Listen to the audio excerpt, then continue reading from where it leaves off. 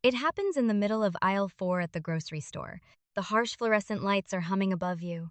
You hear the rhythmic beep of the checkout scanner in the background.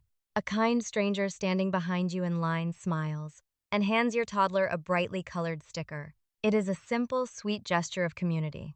You look down at your child, waiting for the expected response, but your child just stands there. Their small fingers grip the edges of the sticker tightly. They stare blankly at the linoleum floor, completely frozen. The silence stretches out, thick and heavy. You feel a sudden rush of heat creeping up your neck. The public embarrassment sets in, making your heart beat just a little bit faster. You lean down, nudge their little shoulder, and whisper through a forced smile. What do we say? Nothing. You try again, a little firmer this time. Say thank you to the nice lady. Still absolutely nothing. Your child might as well be a statue. You end up apologizing to the stranger, nervously laughing it off, while quietly wondering what you are doing wrong. If you have ever felt this specific cocktail of love, exhaustion, and public shame, you are not alone. We often think that a child who refuses to say thank you is being stubborn or rude.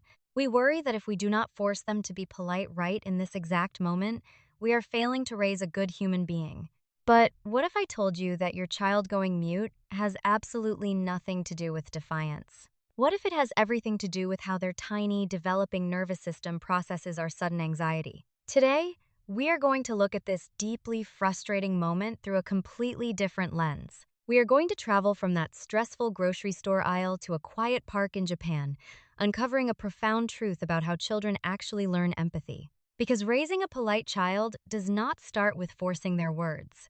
Right now, your toddler is existing in an intense, messy phase of learning independence. They are roughly between 1 and 3 years old, a time when the brain is desperately trying to map out where their own body ends and the rest of the world begins. Everything is an experiment in autonomy.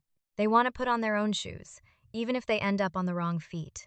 They want to hold the milk carton, even if it spills across the kitchen tiles. So when an unexpected social interaction happens, their system is already working on overdrive just to process the incoming data. The stranger approaches. The sticker is handed over. Before they can even register the emotion of happiness for receiving a gift, the spotlight suddenly swings directly onto them. You nudge them. The stranger is looking at them. Perhaps the cashier is looking at them too. To an adult, saying thank you is an automatic reflex, practically a meaningless vocal habit. To a toddler, this sudden convergence of adult attention feels like a physical weight pressing down on their chest. Their amygdala, the tiny alarm system in their brain, detects the sudden shift in the atmosphere. They can feel your body tense up. They hear the slight elevation in your vocal pitch when you whisper that command. They notice the way you are holding your breath, waiting for them to perform. And because they are so deeply connected to you, your anxiety instantly becomes their anxiety. When a human being feels anxious, the nervous system often defaults to the freeze response. If you watch closely, you will see the physical signs. Their shoulders pull up toward their ears. Their jaw locks. Their eyes break eye contact and dart downward, seeking safety in the familiar pattern of your shoes. They are not plotting a rebellion against your authority. They are simply overwhelmed by a sensory and emotional overload. Yet, as parents, our own internal echo chamber starts playing loudly in our heads. We hear the judgment of the stranger.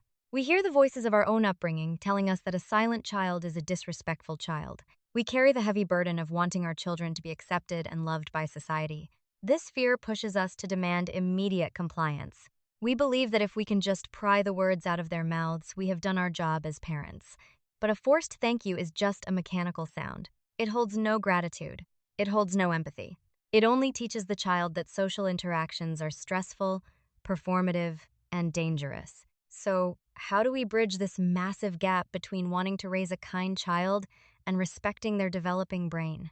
The answer lies in understanding what our words actually do when a child is dysregulated. Let us look deeper at that moment in the store. There's a mother standing nearby, holding a basket of fruit, watching the scene unfold. She is not judging you. She is remembering when her own son did the exact same thing last week at the playground. Social dynamics are incredibly complex, even for adults. Think about how you feel when a boss suddenly calls on you in a crowded meeting to answer a question you were not prepared for. Your mind goes blank. Your palms might sweat. You might stutter, even if you know the material perfectly. Now, imagine having a brain that has only been on this planet for 36 months. A brain where the prefrontal cortex, the area responsible for logical thinking and social etiquette, is barely under construction. When we push them into the spotlight, we are asking them to access a part of their brain that is temporarily offline due to stress. We want them to show gratitude, which is a highly advanced emotional state. But gratitude cannot exist in a state of fear. Gratitude requires a foundation of absolute safety. When they refuse to speak, they are subconsciously telling you that they need you to be their anchor, not their director. They need you to absorb the awkwardness of the moment for them because their tiny shoulders are not broad enough to carry it yet. Let us talk about the science behind our words. When a child freezes in public, our adult instinct is to flood the empty space with language. We start lecturing right there in the checkout line. We say things like, "Look at the nice lady. She went out of her way to give you that. It is only polite to say thank you." We think we are delivering a crucial moral lesson. But to an overwhelmed toddler, our words are just static noise. Neuroscience gives us a fascinating window into this exact moment through something called mirror neurons. These are specialized cells in the brain that fire not only when we perform an action, but when we watch someone else perform that same action. This means your young child is biologically wired to learn by mimicking your emotional state and physical rhythms, not by analyzing your complex vocabulary. When you force a polite response through clenched teeth, your child is not absorbing the concept of gratitude. They are reading the subtle tightening of your jaw. They are feeling the slight change in your breathing pattern. They are absorbing the nervous energy radiating from your rigid posture. You might be saying thank you, but your body is screaming that this interaction is a high-stakes threat. The child learns that social exchanges are dangerous tests they are failing. So, what happens if we change the geography of this interaction? Let us leave the fluorescent lights of the grocery store and travel to a gently swaying subway car in Tokyo. It is late afternoon. The train is crowded with commuters in dark coats and school children in uniforms. A mother is standing near the doors, holding the hand of her 2-year-old son. An older woman sitting nearby notices the little boy staring at her. She reaches into her purse, pulls out a small folded origami paper crane, and offers it to him. The little boy takes it. He looks down at the folded paper, completely silent. He grips it tightly, his shoulders freezing just like the child in the grocery store. The exact same trigger has happened, but the mother's response is fundamentally different. She does not sharply nudge his shoulder. She does not lean down and urgently whisper, "What do you say to the grandmother?" Instead, she practices the profound art of the pause. This is a cornerstone of many Japanese parenting practices, an approach deeply rooted in observing before intervening. She gives the moment 3 to 5 seconds of breathing room to see if the child will self-regulate and respond on his own. When the child remains silent, the mother does not panic. She does not feel the need to prove her parenting skills to the older woman or the surrounding passengers. She simply steps in and becomes the bridge. She lowers her head in a gentle, respectful bow. Her facial expression softens completely. She looks at the older woman and says the words warmly and sincerely on behalf of her son. She models the physical feeling of gratitude. During this exchange, the little boy is allowed to remain safely in the background. He is not shoved into the spotlight. He is standing close to his mother's legs, watching everything unfold. He watches her shoulders relax. He hears the genuine warmth in her voice. He sees the older woman smile back, nodding graciously. The tension in the subway car completely diffuses. Through the magic of his mirror neurons, the child absorbs this entire sequence of safety and connection. He learns that receiving a gift is a joyful, peaceful experience, not a sudden performance review. He is experiencing what true gratitude looks and feels like in the human body. This is the secret to why so many children raised with this gentle modeling eventually grow up to be incredibly polite and empathetic. They were not trained like parrots repeating a sound to avoid a scolding. They were given a safe environment to internalize the emotional weight of gratitude. When we force the words too early, we are prioritizing our own social comfort over our child's psychological development. We want to show the world that we are good parents right now. But parenting is not a snapshot taken in the grocery store aisle. It is a long, slow documentary. True discipline and genuine politeness must start from a feeling of safety, not fear. If a child feels threatened, their prefrontal cortex shuts down, making learning impossible. If they feel safe, their brain remains open, curious, and ready to mirror the beautiful behaviors they see in you. You might be wondering, if I never force them to say it, will they ever learn? Will they just grow up thinking they can take things from people in silence? The fear of raising an entitled child is very real, and it is entirely valid. But let us look at the timeline of empathy. Empathy is not a switch you can just flip on. It is a complex emotional muscle that takes years of slow, repetitive conditioning to develop.